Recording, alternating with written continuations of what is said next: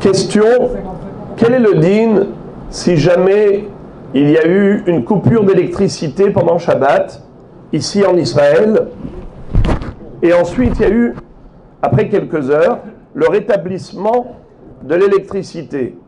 Et la plata qui était allumée, pendant quelques heures, elle était éteinte, et donc tous les plats qu'il y avait sur la plata sont froids, enfin ils étaient froids.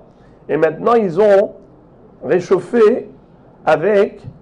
réchauffés avec l'allumage de la plata à nouveau, par le rétablissement de la Hevrat Hashmal.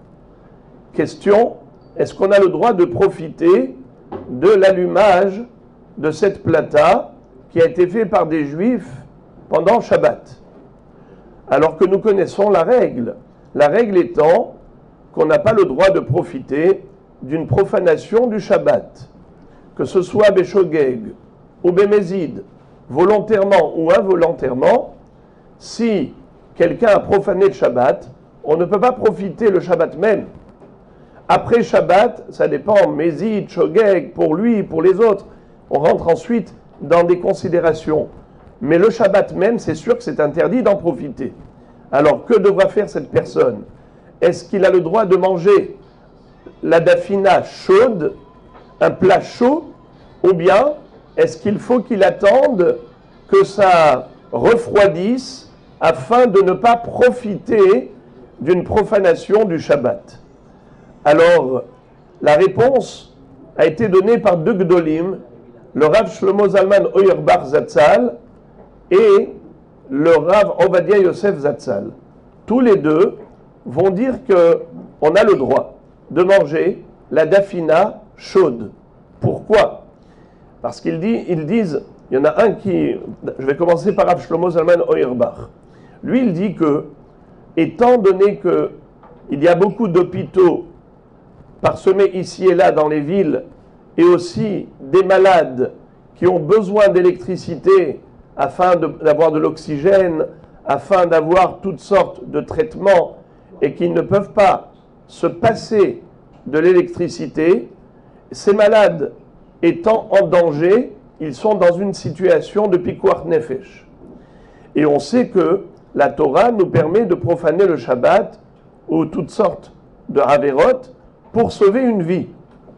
De ce fait, lorsque la compagnie d'électricité a rétabli l'électricité pendant Shabbat dans un secteur, il y a certainement à l'intérieur de cette zone, de cette région, des gens qui étaient dans la nécessité urgente d'avoir de l'électricité, que ce soit des hôpitaux ou que ce soit même des privés chez eux, mais qui ont recours à toutes sortes d'appareils électriques qui leur permettent de survivre. De ce fait, il est autorisé pour les autres également d'en profiter. D'où on l'apprend?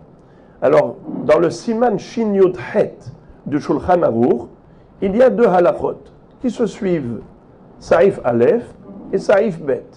Dans le Saïf Aleph, le Shulchan Aruch va dire, quelqu'un par exemple, qui a été Mevachel Be Shabbat, il a cuisiné pendant Shabbat, eh bien ce plat est interdit, personne ne peut le manger, vu qu'il est le produit d'une profanation shabbatique.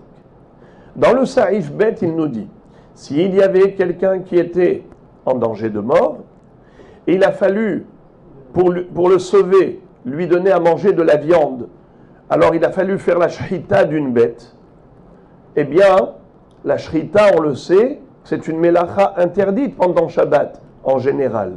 Mais pour sauver une vie, c'est permis. Il est autorisé de donner à manger de cette viande, pas seulement aux malades, mais même les autres. Ils ont le droit de manger des carpaccio de viande crue, pourquoi pas cuite? Parce que comment ils vont cuire Shabbat, c'est assaut. Mais s'ils ont envie de manger du tartare, manger des fines tranches de viande crue, ils les lavent et ils mangent pendant Shabbat, c'est permis. Comment ça se fait que c'est permis? Mais pourtant cette viande, elle est le produit de la shrita. Eh bien, nous dit la halakha, I efshar le kazaït basar belo shechita. On ne peut pas obtenir un kazaït de viande pour le malade sans faire la shrita d'une bête. Donc, la shchita pour un homme ou la shchita pour 10 hommes, c'est pareil, c'est une seule shchita. Puisque l'action de la shchita était permise pour sauver le malade, eh bien le produit de cette shchita est permis pour tout le monde, car c'était une shchita permise. La même chose, dit-il, quand la compagnie, la Hevrat Hashmal, va rétablir l'électricité, c'était une action qui était permise pour sauver les gens des hôpitaux, pour sauver les malades qui sont en danger chez eux. Alors, cette action qu'ils ont faite de rétablir l'électricité, c'est permis pour les malades, donc c'est permis d'en profiter pour les autres également. Ça, c'est le Rav Shlomo Zalman Auerbach Zatzal. Le Rav Ovadia Yosef dit exactement la même chose, mais pas par rapport seulement aux hôpitaux, pas uniquement par rapport aux malades, il dit de manière générale. Eretz Israël se trouve en fait un pays en guerre, constamment agressé, constamment victime de l'hostilité de terroristes, de gens qui guettent quand est-ce qu'ils peuvent faire du mal.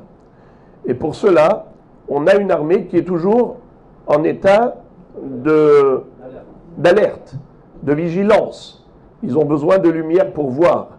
Ils ont besoin de lumière parce que si, chas v'shalom, on est plongé dans l'obscurité, c'est la porte ouverte aux mauvaises intentions de profiter de ce moment-là pour s'introduire et s'incruster à l'intérieur d'endroits qui risquent de ne pas être sécurisés et de faire du mal comme ils le souhaitent. Malheureusement, on le sait qu'il y a toujours des dangers qui guettent. C'est pour cela qu'il faut de la lumière, jour et nuit, pour que ces policiers, ces soldats puissent surveiller la population. À ce titre-là, dit-il, on n'a pas le droit de laisser un secteur quelconque plongé dans l'obscurité. Il pourrait être victime de danger. Donc il faut qu'il y ait de la lumière pour qu'il soit surveillé. C'est la raison pour laquelle il dit que la Hevrat Hashmal, quand elle a rétabli l'électricité, il y a un aspect de pikuach nefesh, de sauvetage de vie humaine.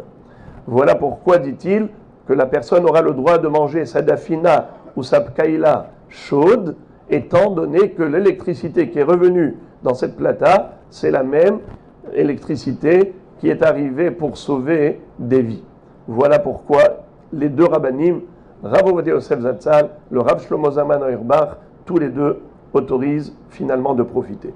Je terminerai avec une petite parenthèse en disant que malgré tout, ce n'est pas parce que des actions urgentes sont autorisées qu'il faut se permettre de bafouer le Shabbat.